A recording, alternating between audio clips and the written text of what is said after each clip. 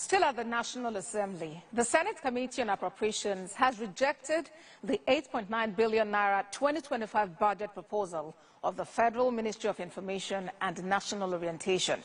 Chairman of the committee, Kenneth Eze, mentioned that the decision to reject the proposed 2025 budget was adopted by all members of the committee. The minister appeared before the National Assembly last year, where he talked about the low budgetary allocation and recommending an increase, considering the role that information sector plays in this country, and saying they want to drive a transformative agenda of Mr. President. According to him, we deemed it necessary last year to recommend to the Appropriation Committee that there is every need for the information sector to be well funded, and in doing that, by the end of the day, we didn't get the expected result.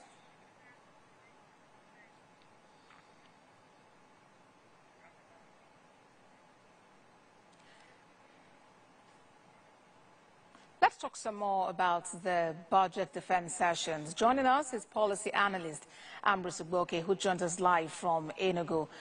Good to have you join us, Dr. Igboke. A major rhetoric from the budget defense sessions has been inadequate funding and the need to increase budgetary allocations to different sectors. How realistic is this with economic reality? Well, first of all, it is the people that in the ministry that are supposed to come up with budgets. And if they come up with budgets and somebody somewhere trimmed the budget, then we need to start looking closely to what is really happening in our budget preparations. Having said that, Nigerian budgets over the years is always consistent with repetitions over the years. We tend to just do copy and paste in our budgetary allocations. So you see the same budget headlines, the budget items of last year. You see them repeating themselves this year. And just sometimes the same figures, sometimes the figures changing. So I don't really think that we take the budget that seriously in this country.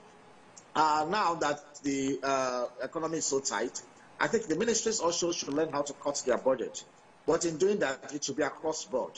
It should also be that those in the villa, those in the executive arm, those in the legislative arm, those in the judiciary, it should be across board that everybody must cut their budget.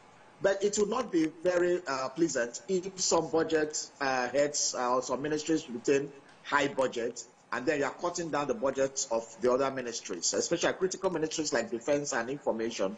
The budget should not be tampered with. But if it's across board, then perhaps we can begin to see how even this is distributed and how they can begin to manage in this austerity condition.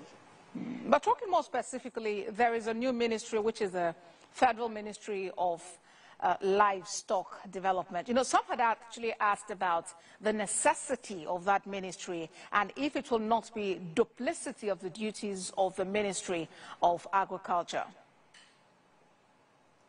Well, I think I align with that line of school of thought.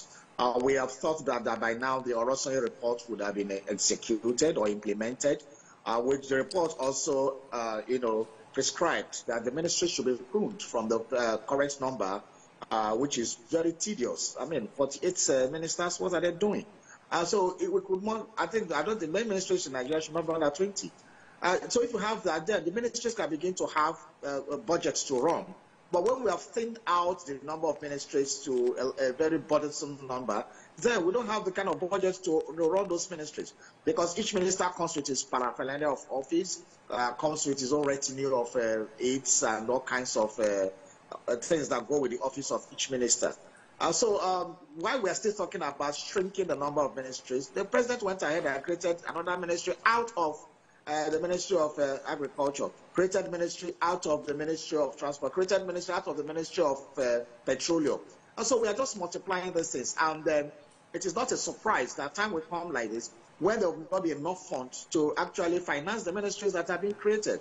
So this is unnecessary. Livestock was just a department in the Ministry of Agri. Now you have made it a full-fledged ministry. And so many other things coming up.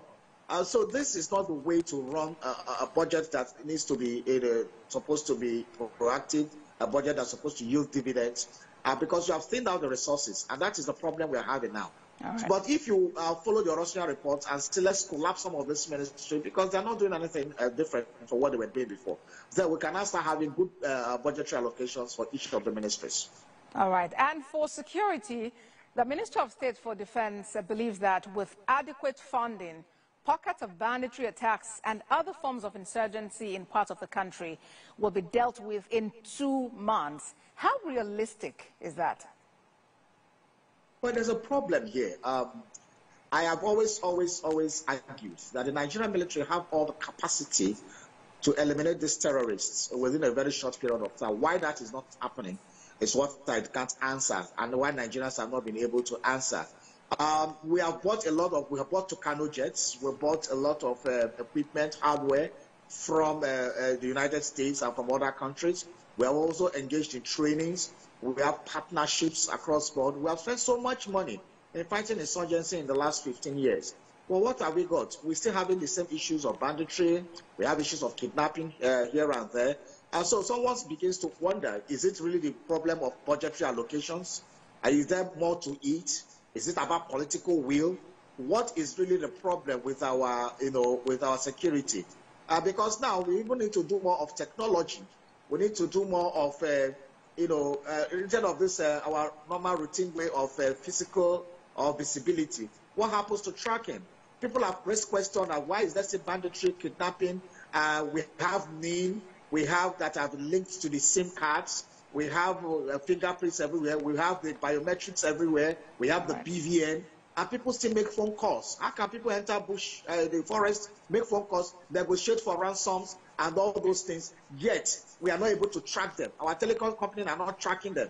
So what is the real problem here? So the problem, it looks like it goes beyond just procuring hardware and making budgetary allocations. Why are we not having results? Where we have invested heavily in technologies. We have invested heavily in all this technology, and we are not tracking the criminals. What is really the problem? The problem might not be budgetary allocation. It might be the political will. Ambrose Igboke is a policy analyst. Thank you very much for your time on TVC News at 10. Thank you very much for having me.